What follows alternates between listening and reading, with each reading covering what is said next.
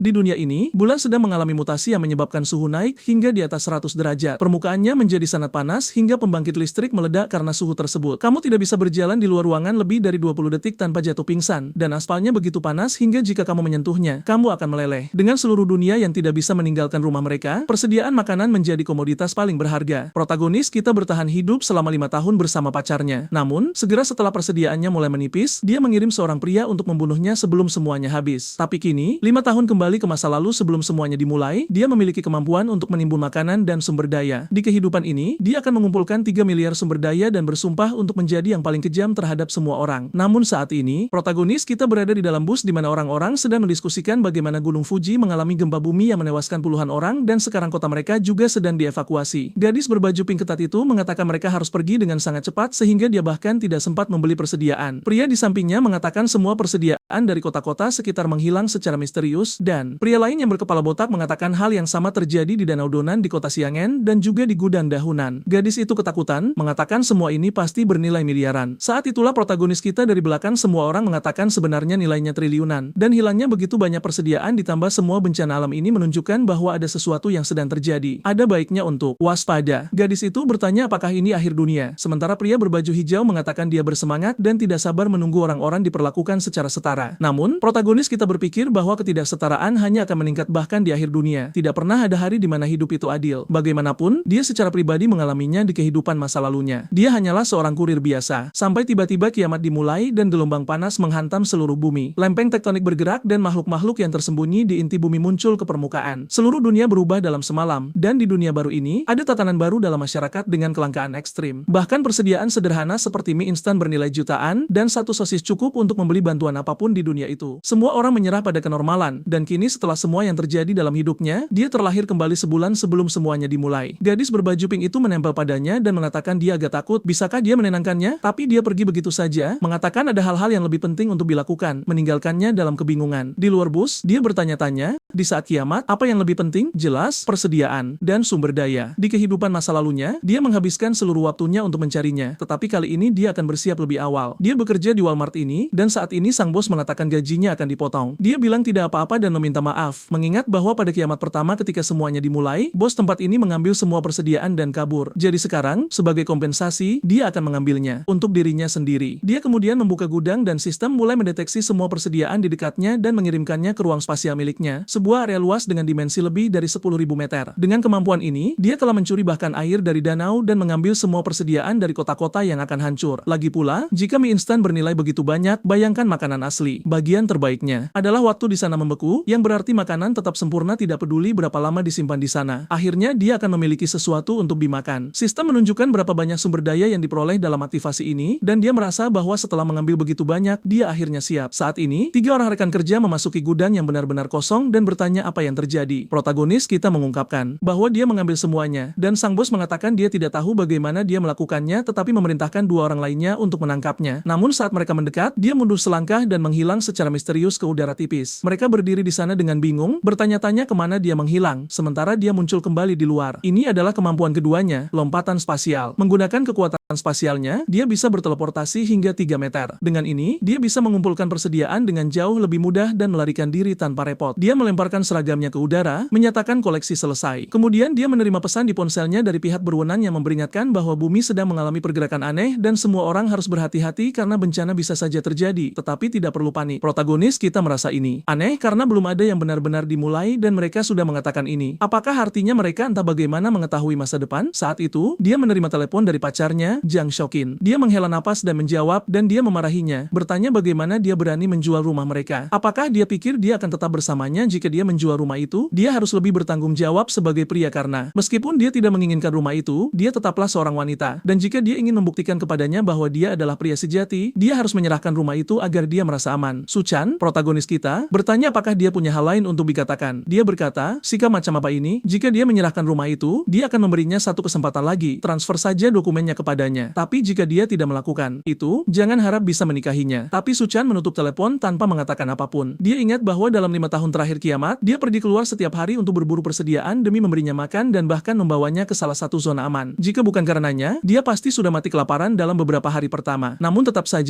dia teringat hari ketika dia kembali ke rumah dan diserang dari belakang, semua karena dia tidak membawa cukup persediaan dan mereka ingin tahu apakah dia menyembunyikan sesuatu. Setelah Su Chan terbunuh, mereka bersenang-senang di samping tubuhnya, dan Jiang Xin memperingatkan pria di atasnya bahwa Su Chan mati karena dia tidak berguna dan tidak kompeten. Dan ada baiknya pria ini membuktikan bahwa dia tidak begitu tidak kompeten. Su Chan merasa hancur karena telah mempercayai orang seperti itu begitu lama. Tapi di kehidupan ini, Shin dan pria itu, Nam Wang, akan membayar harganya dan mereka tidak akan mati dengan mudah. Rasa sakit yang dia rasakan, mereka akan merasakannya 100 kali lipat. Dia menenangkan diri dan teringat bahwa hal-hal yang dia butuhkan sekarang tidak ditemukan di pasar dan hanya bisa dibeli dengan uang. Tapi pertama-tama dia perlu mendapatkan uang itu, jadi dia menelepon seseorang bernama Leu dan mengatakan dia menjual rumahnya setengah harga, tetapi dia ingin uangnya sekarang. Di depan kantor agen properti, Wang dan Shokin menunggunya. Saat dia muncul, Shokin memarahinya karena membuatnya menunggu terlalu lama, tetapi dia mengabaikannya dan berjalan melewatinya. Wang bertanya siapa yang mengizinkannya menjual rumah, dan bahwa jika dia melakukan hal seperti ini lagi, dia tidak akan melihat matahari esok hari. Tapi saat itu, Su Chan yang telah belajar berkelahi setelah bertahan hidup, mencengkeram lehernya dan melemparkannya ke tanah, mengatakan dia bisa melakukan apapun yang dia inginkan dengan barang-barangnya. Wokan ketakutan oleh ini dan mencoba menghentikannya, tetapi dia menerima tamparan dan jatuh ke tanah dengan tidak percaya. Di tanah, Wang memohon padanya untuk melepaskan, mengatakan dia hampir mati lemas, tetapi Su Chan mengatakan padanya untuk tidak khawatir karena dia tidak akan mati semudah itu. Dia kemudian melepaskan Huan yang syok di tanah sementara. Su Chan memasuki agen properti. Saat itu, Shokin mengancamnya, mengatakan untuk memanfaatkan kesempatan yang dia berikan ini. Jika dia berlutut dan meminta maaf, dia akan mempertimbangkan kasusnya, tetapi jika dia tidak melakukannya, lupakan soal menikahinya. Su Chan menoleh ke belakang dan menatap keduanya yang lari ketakutan. Di dalam agen properti, petugas menawarinya minum, mengatakan mereka akan membeli rumahnya sekarang. Apa yang dia pikirkan tentang rencana agen properti itu sederhana. Rumah Su Chan bernilai 1 juta, tapi sekarang dia menjualnya seharga 700.000. Yang perlu dia lakukan hanyalah membeli dan menjualnya ke orang lain dan dia akan mendapat keuntungan yang bagus. Su Chan setuju untuk menjual, tetapi dia harus menerima pembayaran penuh sekarang. Pria itu setuju, mengatakan mereka akan mentransfer semuanya dan besok pagi semuanya akan beres. Su Chan jelas setuju karena rumah akan kehilangan semua nilainya seiring kenaikan suhu. Meskipun beberapa bencana terjadi, kota ini masih damai untuk saat ini. Gunung berapi, gempa bumi, dan tsunami semuanya masih jauh. Berjalan di jalan, dia melihat poster iklan pinjaman cepat. Dia memutuskan untuk pergi ke sana dengan sertifikat rumahnya. Saat tiba, dia terkejut melihat itu adalah kakak laki-laki dari pria yang baru saja dia hajar. Mengetahui pria ini akan mati di rahang monster dalam beberapa hari pertama, pria itu mengatakan dia bisa meminjamkannya 500.000. Dia hanya perlu meninggalkan sertifikat rumah. Su Chan menyerahkan sertifikat itu, mengatakan dia ingin 100.000 lagi dan berjanji akan memenangkannya kembali di kasino dalam seminggu. Penjual itu suka mendengar ini dan berpikir anak ini pasti salah satu dari penjudi yang akan menjual. Bahkan kerabat mereka jika perlu. Dengan cara ini, dia tidak akan bisa membayar, kita akan menyimpan rumahnya, dan dia masih akan memiliki banyak utang. Dengan itu, pria itu setuju dan 600.000 lainnya ditransfer. Ex-Ken marah bersama Wong, mengatakan dia akan membayar harga untuk ini. Saat mereka hendak mengunjungi saudara laki-laki Wang dan Su Chan baru saja datang dari sana, mereka melihatnya. Wang ingin tahu apa yang dia lakukan di sini. Sudah mencengkeram lehernya karena ketakutan, tetapi mereka memutuskan untuk mengikutinya. Su Chan ingat bahwa beberapa bangunan akan runtuh karena tsunami, tetapi hotel di kota hijau ini telah menahan semua bencana sampai akhir. Dia tahu kamar presidential suite berperalatan lengkap dan bahkan memiliki kolam renang. Mungkin ini tempat yang bagus untuk dijadikan pangkalan untuk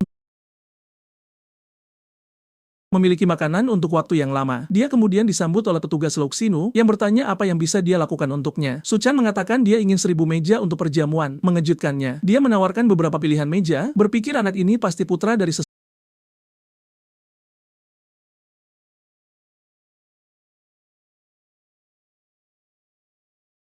sisa pembayarannya. Dia agak tidak percaya tetapi mengatakan untuk mengikutinya untuk melakukan pembayaran. Berpikir bahwa meskipun pembayarannya ini mungkin tidak seberapa, seseorang yang dengan mudah menghabiskan 500.000 pasti punya lebih banyak untuk dibelanjakan, jadi yang terbaik adalah memfasilitasi prosesnya. Memasuki ruangan, dia bertanya apakah dia akan menikah. Dia bilangnya, dan semua ini untuk pernikahan, dan dia juga menginginkan presidential suite. Beberapa saat kemudian, dia meninggalkan hotel dengan sangat senang. Dia mendapatkan lebih dari 10 juta dalam bentuk makanan dengan menghabiskan 500.000 sebagai deposit awal, dan tidak masalah mengenai sisanya karena ketika kiamat dimulai, balok es yang dia miliki akan bernilai miliaran. Menyaksikannya pergi, dia berpikir siapapun yang menikahinya adalah gadis yang beruntung. Saat itu, Choin muncul dan bertanya apa yang dilakukan orang itu. Petugas bertanya, siapa dia? Dan dia mengatakan dia adalah pacar Su Chan. Petugas itu kemudian mengatakan pacarnya memesan perjamuan untuk lebih dari 1000 orang dan membayar 500.000. Untuk memiliki pacar seperti dia sangat beruntung. Namun, petugas itu melihat dan berpikir gadis ini paling banter adalah nilai 7, tapi dia punya tubuh yang bagus. Kenapa pria kaya selalu menyukai wanita seperti ini? Asya Soan dan yang terkejut, perjamuan senilai $10 juta. Petugas itu mengatakan itu masalahnya, dan mungkin dia belum menyadarinya, tetapi banyak orang kaya melakukan ini. Mereka menjalin hubungan dan menyembunyikan semua uang yang mereka miliki sampai hari pernikahan. Choi mulai mempercayai ini, dan Wang berpikir tidak mungkin pecundang itu punya begitu banyak uang. Namun, petugas itu menunjukkan bahwa dia menerima transfer sebesar 500.000 di jalan. Wang bertanya pada Xiao siapa yang akan dia undang ke perjamuan 1.000 orang sekarang. Ayan yakin, mengatakan kamu benar-benar tidak mengerti. Bukan, dia mencoba memperkenalkanku ke lingkaran jutawan yang dia kenal, baru setelah itu dia akan mengungkapkan identitas asliku. Wang ingin menjadi pendaki gunung dan bertualang ke pegunungan, tetapi dia menamparnya, berpikir bahwa dia harus menciptakan sebanyak mungkin kesempatan untuk tetap bersama pecundang itu. Sambil membayangkan dirinya sebagai wanita kaya di kursi yang dimanja, matanya berbinar. Dia tidak pernah membayangkan skenario ini, dia pasti harus menikahi Suchan si pecundang, dan itu terlalu bagus. Sementara itu, Suchan hanya menghitung apa yang telah dia lakukan. 700.000 untuk rumah ditambah 600.000 pinjaman dan 500.000 untuk perjamuan, dan sekarang namanya akan tercemar. Mengambil lebih banyak pinjaman bukanlah hal buruk. Jadi dia menginstal semua aplikasi perbankan di ponselnya dan mulai mengambil lebih banyak pinjaman. Setelah membuat lebih dari 80 akun, dia berhasil mendapatkan 970.000 lainnya. Sekarang dia perlu membeli perapian, mesin pembuat es, balok es, arang tanpa asap, dan beberapa hal lain yang tidak tersedia di pasar. Dengan jumlah uang yang dia miliki, membeli secara online dengan pengiriman cepat itu mudah. Barang-barang ini penting untuk bertahan hidup dari dingin dan panas ekstrim yang akan terjadi. Dia kemudian memesan 2.000 ton arang tanpa asap dan juga menelepon pabrik es untuk membuat reservasi. Saat dia berjalan di jalan, seorang gadis memanggilnya. Dia adalah teman Shan dan mengatakan Shoken merindukannya. Namun, Suchan tahu gadis ini tidak bermaksud baik, selalu menjelek-jelekannya kepada semua orang. Jadi dia memberitahunya, merindukanku, dia pasti merindukan rumahku, kan? Lena menatap Shen dan mengatakan Suchan pasti sedang mengujinya, dan dia baru sadar betapa sedihnya dia dengan perilakunya. Ashoken kemudian bergegas ke Shen untuk meminta maaf, merasa malu, bertanya apakah dia bisa menemaninya jalan-jalan. Dia tidak merasa enak badan dan dia sedih karena telah bertengkar dengannya kemarin, tapi Suchan mengabaikannya dan menyuruhnya untuk jalan-jalan sendiri. Shin mulai kehilangan kesabaran, mengatakan dia terlalu sombong, dan Lena mengatakan dia sedang naik taksi. Ada baiknya mereka mengikutinya dan melihat apa yang sedang dia lakukan. Sementara itu, Suchan tiba di pabrik es. Pria itu menyambutnya, terkesan bahwa dia masih sangat muda. Strain bertanya apakah 2.000 ton es layak konsumsi sudah siap, dan petugas mengatakan pabriknya tidak murah tetapi menjamin pengiriman yang sangat cepat. Dia hanya perlu membayar sebagian kecil dan mereka akan mengirimkan semuanya. Suchan kemudian mentransfer 100.000 kepadanya, dan penjual menginformasikan bahwa semuanya akan dikirim dalam 3 hari. Menghemat uang, petugas bertanya mengapa dia membutuhkan begitu banyak es. Apakah dia mengadakan acara? Jika dia mau, mereka bisa bekerja sama di masa depan, dan harganya bisa dinegosiasikan. Suchan mengatakan itu semua untuk acara amal dan pergi. Saat itu, taksi lain berhenti dan penjual itu bersemangat, tetapi itu adalah Ain yang ingin tahu apa yang dilakukan pria yang baru saja pergi itu di sini. Dia bertanya karena dia adalah pacarnya. Penjual itu bingung. Apakah gadis ini sedang bermain detektif? Apa yang terjadi di sini? Dia mengatakan dia memesan 800.000 dalam bentuk es. Keduanya terkejut, 800.000 dalam bentuk es? Itu dikonfirmasi. Dia memang seorang jutawan. Lena bertanya, apakah dia memberitahumu apa yang akan dia lakukan dengan begitu banyak es? Penjual itu berpikir dan ingat dia bilang dia akan menyumbangkannya untuk amal. Keduanya ketakutan tanpa mengerti alasannya. Adegan bergeser ke salah satu restoran paling mewah di kota. Di kehidupan masa lalunya, dia tidak pernah menikmati apapun. Sebelum semuanya hancur, dan bahkan minum kopi pun adalah kemewahan. Melihat menu, dia melihat semuanya cukup mahal. Dan di halaman terakhir ada sesuatu seharga 17.000 dengan tanda tanya. Dia bertanya apa itu, dan petugas mengatakan itu adalah menu spesial yang dibuat oleh koki mereka. Suchan mengatakan kedengarannya enak dan memesannya. Dia ingat bahwa di kehidupan masa lalunya, beberapa makhluk bermutasi. Beberapa orang mengira itu semacam perubahan biologis, tetapi baginya itu hanya makhluk yang beradaptasi dengan lingkungan baru. Saat itu, seorang gadis dengan rambut pink datang untuk mengantarkan pesanannya. Dia luar biasa dan memperkenalkan dirinya sebagai koki restoran ini. Suchan mengenalinya sebagai koki D.